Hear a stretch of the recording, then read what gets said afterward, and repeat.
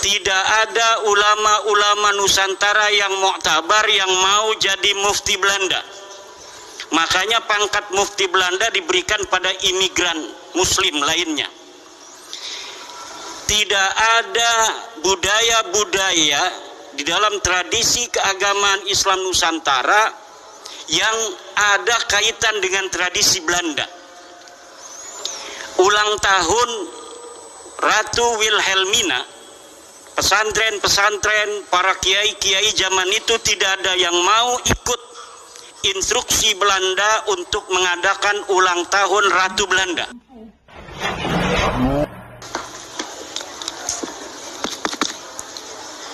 Assalamualaikum warahmatullahi wabarakatuh.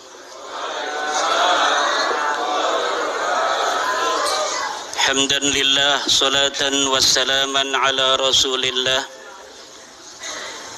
Sayyidina Muhammad ibn Abdullah alladhi wulida fi Makkah al-Mukarramah wa dufina bil Madinah al-Munawwarah la nabiyya ba'dah.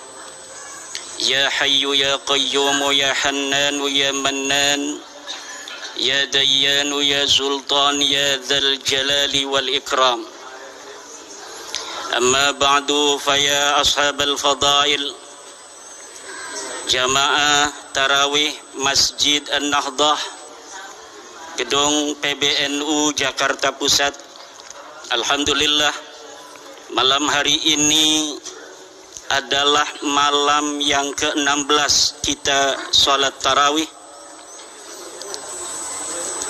Tradisi masyarakat di kampung saya di Banten tuh kalau sudah malam ke-16 ini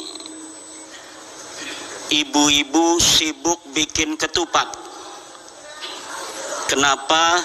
Untuk menyambut imam baca doa kunut.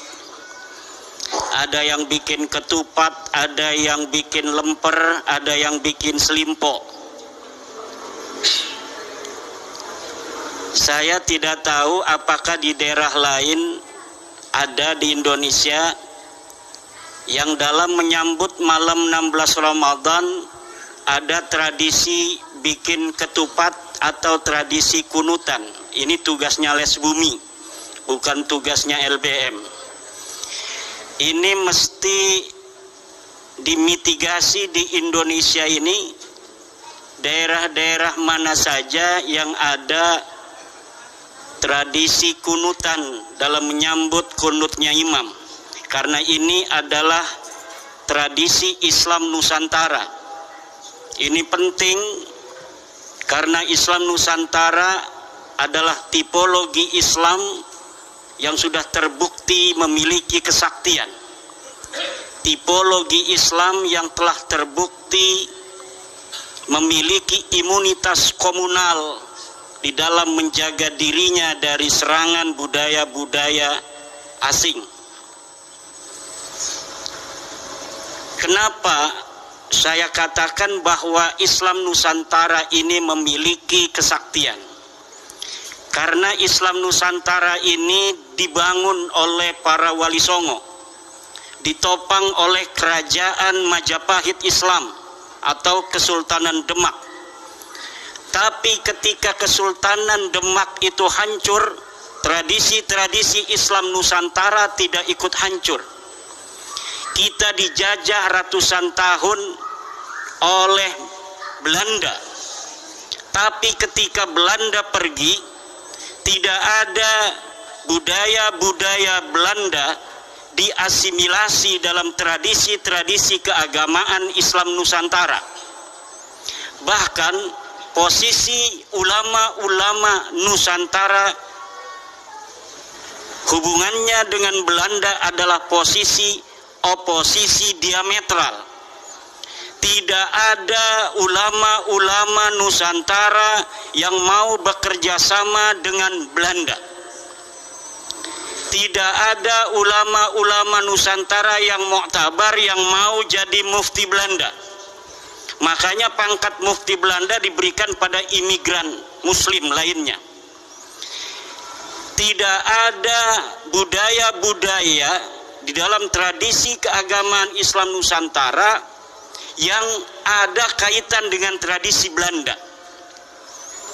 Ulang tahun Ratu Wilhelmina, pesantren-pesantren, para kiai-kiai zaman itu tidak ada yang mau ikut instruksi Belanda untuk mengadakan ulang tahun Ratu Belanda.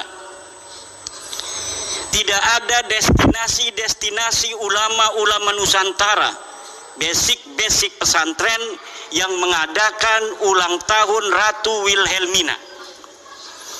Inilah bapak-bapak, ibu-ibu sekalian, yang saya katakan bahwa Islam Nusantara sebagai sebuah konsep yang dimunculkan Nahdlatul Ulama 2015 memang telah terbukti memiliki kesaktian-kesaktian dan imunitas komunal. Bahkan tahun 1927 Muktamar NU itu masih mengambil sebuah keputusan muktamar bahwa menggunakan dasi, celana panjang, jas itu hukumnya haram. Kenapa haram? Karena ini tasabuh dengan Belanda. Ini adalah upaya perlawanan dari kalangan Nahdliyin ketika itu kepada hegemoni penjajahan Belanda. Tahun 40-an Kiai Wahid Hasyim mendobrak keputusan itu. Beliau menggunakan jas, menggunakan dasi, menggunakan celana panjang. Ansor-ansor kita pada ikut Kiai Wahid Hasyim.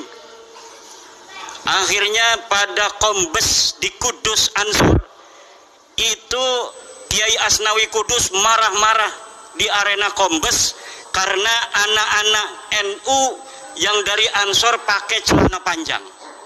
Setelah merdeka tahun 50-an, Kiai Saifuddin Juhri bertemu dengan Kiai Asnawi Kudus. Dalam keadaan Kiai Saifuddin Juhri menggunakan jas yang rapi, dasi dan celana panjang. Ketakutan Kiai Saifuddin Juhri, jangan-jangan nanti saya dimarahin lagi, kayak seperti Kombes Ansor tahun 38 itu.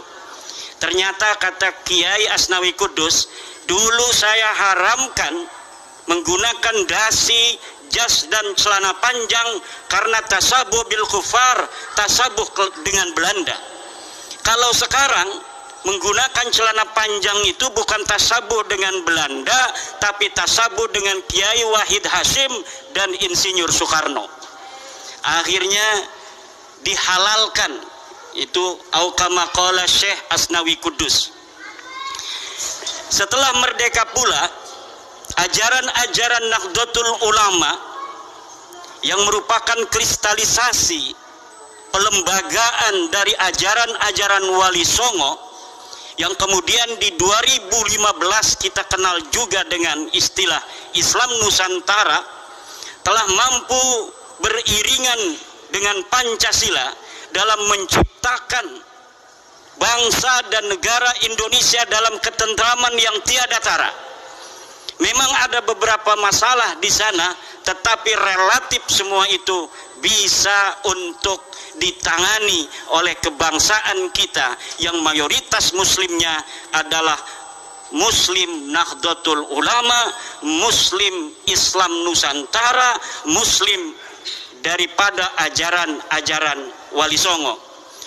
Maka ketika kita hari ini ingin ikut serta dalam rangka menjaga ketertiban dunia, sudah saatnya Nahdlatul Ulama membawa konsep Islam Nusantara ini bukan hanya ke level nasional, tapi juga go internasional.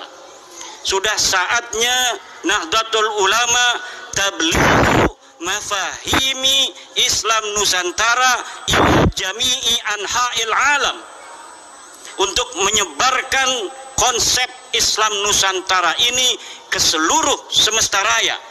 Kita ajak seluruh agama-agama di dunia agar mempunyai konsep yang sama dengan Nahdlatul Ulama, yaitu dasar tawassut, tawazun dan i'tidal.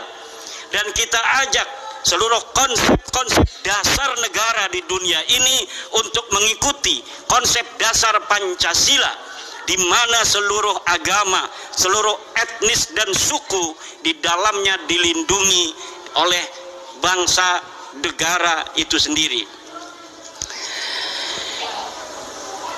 Banyak orang atau kelompok komunitas yang ingin menyebarkan, membangun peradaban di dunia ini. Yahudi mempunyai konsep protokol Zionis. Dia ingin mengembangkan peradaban dunia menurut konsep Yahudi. Saudi, dia memiliki mafahim al-Wahhabiyah, bagaimana peradaban dunia Islam dibentuk di dalam tradisi-tradisi Wahabi. Lalu Nahdlatul Ulama, ketika kita ingin berperan di dalam membangun peradaban dunia ini, konsep apa yang kita miliki? Konsep yang kita miliki adalah konsep Islam Nusantara. Maka sudah saatnya kita kristalkan ini konsep Islam Nusantara untuk merawat jagad dan membangun peradaban al-muhafadhah 'alal qadimis salih wal akhdhu bil jadidil aslah, yaitu dengan membakukan konsep Islam Nusantara baik di dalam definisi, filosofi maupun teori. Kita berdoa mudah-mudahan Nahdlatul Ulama semakin memberikan manfaat di dalam peradaban dunia ini dalam menciptakan keharmonisan dan perdamaian di tengah-tengah dunia. Demikian, wallahu huwal muwaffiqu ila aqwami thoriqin. Wassalamualaikum warahmatullahi wabarakatuh.